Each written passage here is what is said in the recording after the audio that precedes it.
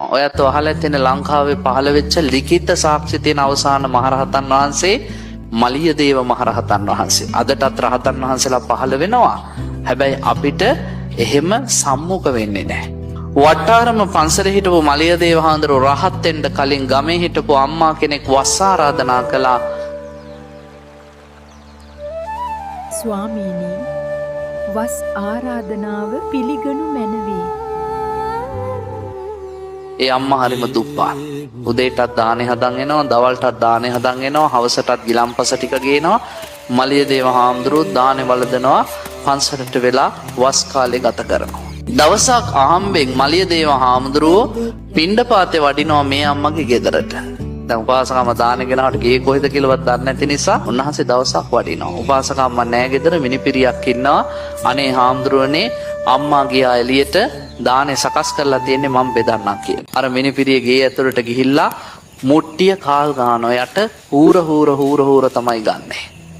බෙදලා ගෙනල්ලා පූජා කරනවා. ඒ පාර මලියදේව හාමුදුරුවෝ හිතනවා මේ මිනිස්සු බඩටවත් කන්නේ නැතුවයි සංඝයාට දන් දෙන්නේ. කවදාවත් මේ බත් ටිකට ණයකාරයෙක් වෙන්න හොඳ නැහැ.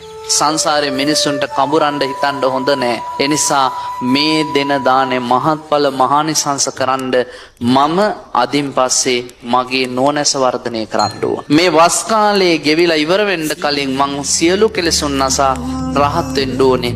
ඒ සඳහා වීරිය වඩන්න ඕනේ කියලා හවස් කාලේ උපාසකම්මට කියනවා. අම්මේ එක වේලක් දාන ගෙනාවම හොඳටම ඇති. එක දාන වේලක් ප්‍රමාණවත්. උපාසකම්ම කියනවා නෑ ස්වාමීනි, මං වස් ආරාධනා කළා, මාස 3ම මං ඒ දේ කරනවා කළා. මේ උපාසකම්මා ධනවත් කෙනෙක් නෙමෙයි, බොහොම දුප්පත්. කටින චීවරයක් විදියට ඕනනම් අඳනයක් පූජා කරන්න පුළුවන්, ඕනේ නම් තනිපට සිවුරක් පූජා කරන්න පුළුවන්, ඕනේ නම් දෙපට සිවුරක් පූජා කරන්න පුළුවන්. මේ අම්මා පූජා කරේ පුංචිම සිවුර, අඳන සිවුර. අඳන සිවුරක් පූජා කළා, කටිනයක් විදිහට ඇතිරුවා, පින් අනුමෝදන් කළා. රාත්‍රී කාලේ එදත් ගිලම්පස අරගෙන ආවා. ස්වාමීනි, අදින් මගේ වැඩ ඔක්කොම අවසන් කියලා වන්දනා කළා. ගිලම්පස පිළිගන්නලා යන්න හදද්දී මලියදේව හාමුදුරුවෝ කොහෙද මේ වඩින්නේ? ඒ පාර කිව්වා ස්වාමීනි මං ගෙදර යන්න කියලා. නෑ, ඔහොම ඉඳ ගන්න. මං අද උපාසකම්මට කටිනානිසංස බණ දේශනා කරනවා. මලියදේව හාමුදුරුවෝ බණ කිව්වා. විමුතුනි, මේ වෙලාව වෙනකොට මලියදේව හාමුදුරුවෝ සියලු කෙලෙසුන් නසා රහත් පදවියටපත් වෙලා ඉවරයි.